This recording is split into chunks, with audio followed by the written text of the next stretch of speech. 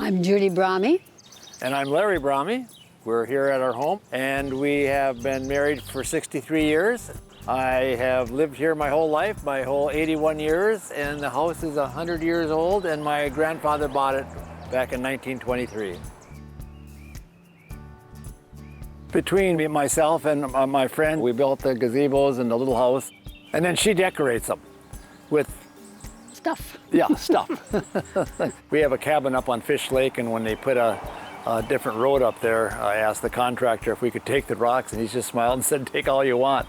So yeah, we'd take the rocks and then we'd bring them home, place them there when we built that upper game room garage. People often ask about all the ferns.